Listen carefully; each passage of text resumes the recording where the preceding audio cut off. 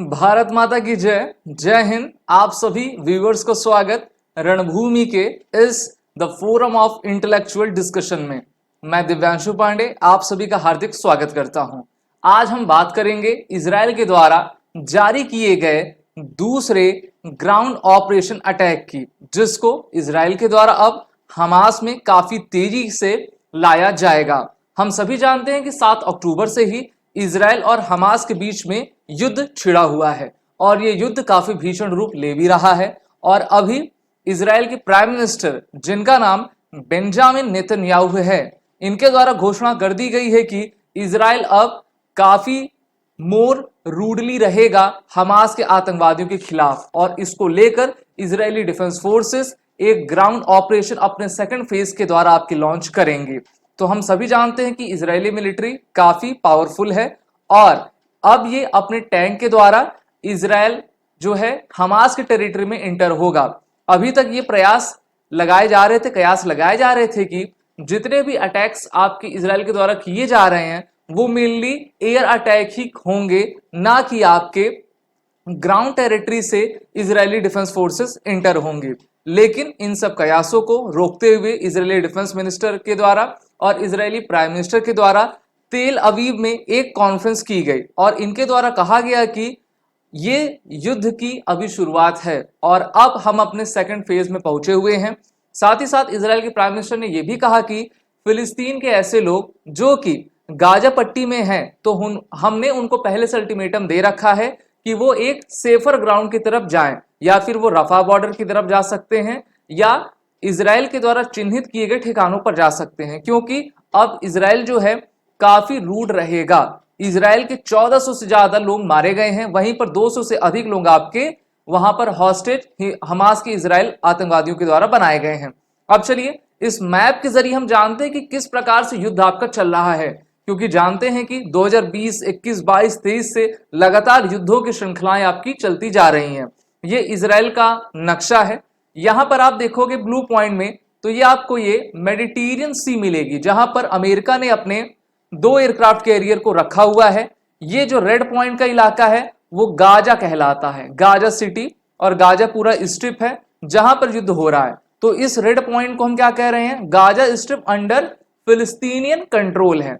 ये जो yellow point है वहां पर इजराइल के द्वारा कह दिया गया है कि ये एक प्रकार का ऐसा इलाका है जहां पर इजराइल ने अपने नागरिकों को पीछे ले लिया है, क्योंकि यहां पर ज्यादा आपके रॉकेट अटैक्स हमास के आतंकवादियों के द्वारा किए जा रहे हैं। वहीं पर ये जो ब्लू लाइन है वो कहती है कि ये ब्लू लाइन के पूरे एरिया को इजराइल के द्वारा आपका कंट्रोल कर लिया गया है। यहां पर हम देख पा रहे हैं कि इस नक्शे को देखिए, इजराइल एक ऐसा देश है जिसको आपका लेट 50s में यानी कि 48 में आपका मान्यता प्रदान की गई थी। जो यूनाइटेड नेशंस था उन्होंने इसको आपका बनाया था, लेकिन इजराइल काफी विवादों में इसलिए घिरा रहा है कि ये जो आपकी भूमि थी वो पहले फिलिस्तीन के कंट्रोल में थी, उसके बाद यूनाइटेड नेशंस ने यहाँ पर यहूदियों को बसाया और इसी को लेकर जो है जंग आपकी छिड़ी रहती है। बहुत सारे युद्ध आपके हो चुके हैं। तो ये देखिए, इस पॉइंट को आपका वाडी गाजा कहा जाता है। फिर ये आपका गाजा का इलाका है, ये आपका इजराइल का है। जितने आपको येलो डॉट्स मिल रहे हैं वो सभी अर्बन एरियाज हैं गाजा के। रिफ्यूजी कैंप्स आपके लगे हुए हैं और जो आपको ब्लू सेक्शन दिख रहा है, जैसे यहां पर ईरेज क्रॉसिंग, यहां से क्रॉस करके वो जॉर्डन और फिलिस्तीन की तरफ जा सकते हैं। वहीं पर ये रफा क्रॉसिंग है, यहां पर इजराइल ने इस बॉर्डर को खोला है और जहां पर अभी भारत के द्वारा ह्यूमैनिटेरियन सपोर्ट को दे दिया गया है और यूनाइटेड नेशंस भी यहां पर लगा हुआ है। जो आपका डार्क रेड में है तो उसको हम नो गो एरिया कह रहे हैं। यहाँ पे कोई नहीं जा सकता है। यहाँ पर इजराइल की पूरी टैंक्स आपकी तैनात हैं। इजराइल ये युद्ध को लड़ रहा है, वहीं पर ईरान के द्वारा हमास को बैक किया जा रहा है।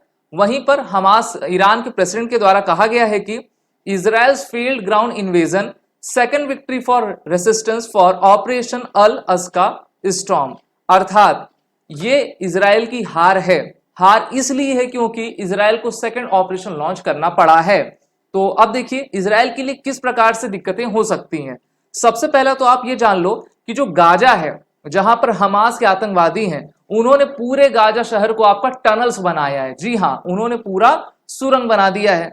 अब सुरंग जब बना देंगे तो उनके आतंकवादी बार बार भाग के अंदर घुस जाते हैं, छुप जाते हैं और वहीं पर उनके एम्यूनिशंस रखे हुए हैं और वो फायर आपका लगातार किया करते हैं। तो इसीलिए इजराइल को 3 सप्ताह आपका हो चुका है, 7 अक्टूबर से ये युद्ध शुरू है और आज आपका 3 सप्ताह इसको बीत चुके हैं। तो काफी दिक्कत आपकी इसमें रही है। वहीं पर इजरायली डिफेंस फोर्सेस के द्वारा एयर स्ट्राइक भी आपकी की जा रही है और अब जो है नॉर्दर्न गाजा में इजराइल के टैंक्स लगातार इंटर करना शुरू हो चुके हैं। वहीं पर लेबनान में लेबनान मिलिट्री के द्वारा समर्थित जो एक आतंकवादी कह लें, सेपरेटिस्ट कह लें, या फिर हम कह सकते हैं कि मिलिटेंट ग्रुप है, मेनली तो इनको टेररिस्ट करना ही सही होगा, जिनका नाम है हिजबुल्ला। तो हिजबुल्ला के द्वारा भी इजराइल की तरफ अटैक किया जा रहा है। यानी कि एक तरफ से आपका हमास है, दूसरी तरफ से आपका हिजबुल्ला है और तीसरा फ्रंट भी है। इसका तीसरा फ्रंट आपका अभी मैं बताऊंगा कौन है। तो यहां पर हम इमेजेस देख सकते हैं कि इजरायली फोर्सेस के द्वारा हमास का जो हेड था उनको जो है डिस्ट्रॉय कर दिया गया है, यानी कि एलिमिनेट कर दिया गया है। वहीं पर सीरिया की तरफ से भी रॉकेट फायर किए जा रहे हैं इजराइल की तरफ और इजराइल ने सीरिया के मिलिट्री आर्सेनल को पूरी तरीके से आपको डिस्ट्रॉय कर दिया है। तो हम जान रहे हैं कि मल्टीपोलर वॉर फ्रंट एक तरीके से बन गया है और जो मिडिल ईस्ट भी बटा नजर आ रहा है। वहीं पर अमेरिका के फाइटर जेट्स ने अभी हाल ही में जो है सीरिया के कुछ ठिकानों पर हमला किए, जिस ठिकाने से जो अमेरिका के ट्रूप्स पर हमला किया गया था। तो इजराइल और अमेरिका एक साथ इस युद्ध को आगे बढ़ा रहे हैं और वो चाहते हैं कि जल्द से जल्द हम जो है हमास का खात्मा कर दें। पूरे दुनिया में शोर रहता है कि इजराइल काफी पावरफुल है। जी हाँ, बिल्कुल पावरफुल है। तो चलिए जानते हैं कि इजराइल की मिलिट्री स्ट्रेंथ है क्या। तो देखो यहां पर इनके जो एक्टिव पर्सनल हैं वो लगभग 1,70,000 हैं। रिजर्व पर्सनल इनके 4,65,000 हैं।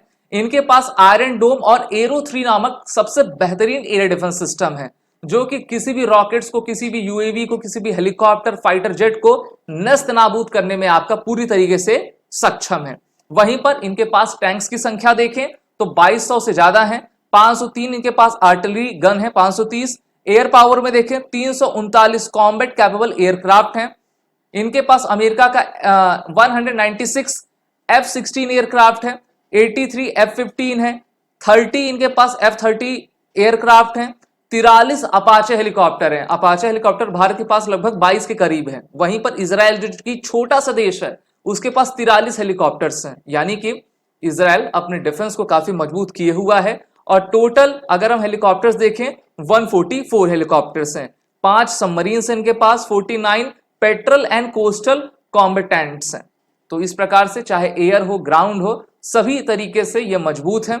और अभी मोदी जी के द्वारा एक ट्वीट के माध्यम से जानकारी भी दी गई है कि we agree on that the terrorist is the biggest problem on the earth. और यहां पर मोदी जी के द्वारा ट्वीट के माध्यम से सभी को जानकारी दी गई, क्योंकि उनके द्वारा इजिप्ट के प्रेसिडेंट अल सीसी के साथ टेलीफोनिक वार्ता की गई। वहां पर मोदी जी अपने ट्विटर हैंडल पे लिखते हैं कि yesterday spoke with the president Al Sisi, exchange views on deteriorating security and humanitarian situation in the West Asia. किसी पर्टिकुलर का नाम नहीं लिया उन्होंने, कहा वेस्ट एशिया, जिसमें इजराइल भी आएगा, हमास, गाजा भी आएगा आपका। We share concern regarding terrorism, violence and loss of lives. We agree on the need for early restoration of peace and stability. Bharat ने कहा है कि जल्द से जल्द वहां पर रिस्टोरेशन लाई जा सके, जिससे कि एक बार फिर से सभी चीजें अपने उस पर आ जाएं और स्टेबिलिटी आपकी महसूस हो। इजराइल का जो ऑपरेशन लॉन्च हुआ है उसका नाम है ऑपरेशन स्वॉर्ड्स ऑफ आयरन। वहीं पर ये ऑपरेशन जो आपका हमास और ईरान के द्वारा लॉन्च किया गया उसका नाम रखा गया है ऑपरेशन अल अक्सा। अब अल अक्सा क्यों रखा गया, तो सबसे मैं पहले बता दूं, जब इजराइल की तरफ आप देखते हो तो सबसे इंपॉर्टेंट एक मॉस्क है, मस्जिद है, जिसका नाम अल अस्का मस्जिद है।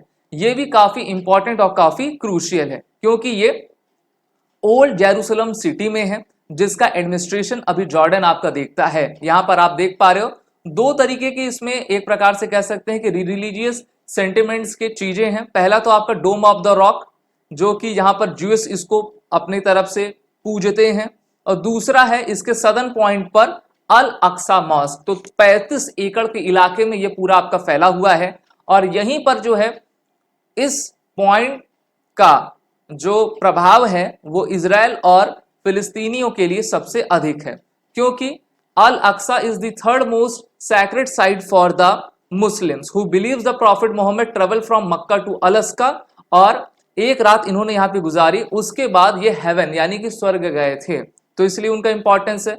वहीं पर जो आपका डोम है, टेम्पल डोम, जूस इसको बिलीव करते हैं कि यहाँ पर 3000 साल पहले सबसे पहले आपका मस्जिद बना हुआ था, और टेम्पल माउंट के नाम से इसको आपका जाना जाता है। और मुस्लिम चाहते हैं कि हमारा कंट्रोल इस पर पूरा हो, जूस चाहते हैं कि हमारा कंट्रोल रहे, और इसी में जो है ये आपका युद्ध भिड़ा हुआ है।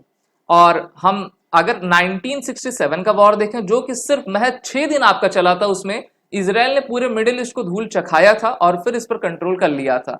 लेकिन फिर काफी निगोशिएशन के बाद जो है वहां पर यूनाइटेड नेशंस की फोर्सेस रहती हैं, जॉर्डन एमिस्टर उसको करता है, तो अपना जो है प्रेयर वो किया करते हैं। अब इसी बीच में जो है एक बार बिलियनियर, मिलेनियर, ट्रिलियनियर, जिनको हम एलॉन मस्क के नाम से जानते हैं, वो आ गए हैं। तो देखिए, Starlink for Gaza, Israel fumes at Musk.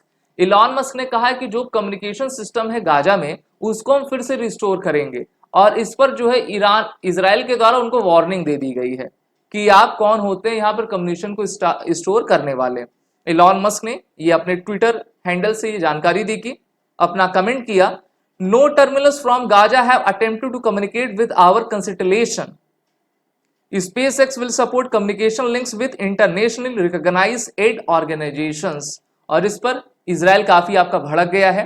वहीं पर इजराइल के द्वारा इलॉन मस्क को आपका वार्न किया गया है कि अगर किसी प्रकार का वो कम्युनिकेशन का सपोर्ट देंगे तो उनके लिए सबसे बुरी बात रहेगी, और किसी तरीके से वो परफॉर्म इजराइल में नहीं कर पाएंगे।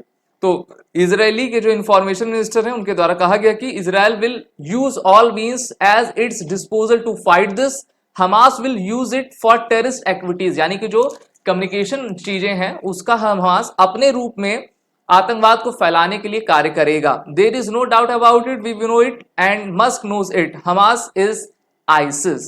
ओके, और अभी आप देखो यूनाइटेड नेशन जनरल असेंबली में एक रेजोल्यूशन लाया गया था, लेकिन इंडिया ने जो है एब्स्टेन कर दिया, यानी कि वोटिंग में प्रतिभाग आपका नहीं लिया। और ये रेजोल्यूशन आपका क्या था, इसके बारे में हम जान लें। इस रेजोल्यूशन का जो टाइटल था उसके बारे में आप देखते रहे, क्योंकि आपके बहुत सारे हमारे ऐसे व्यूवर्स हैं जो कि एग्जाम को भी देते हैं। Protection of civilians and upholding legal and humanitarian obligations, इसको जॉर्डन के द्वारा अरब लीग के बिहाफ पर आपका लाया गया था, जिसको 40 कंट्री ने को स्पॉन्सर किया, और यूएनजी ने इसको आपका पास भी किया 27 अक्टूबर को, जिसके लिए 120 वोट्स इसके फेवर में पड़े, 14 including America, UK against 45 abstention including the India.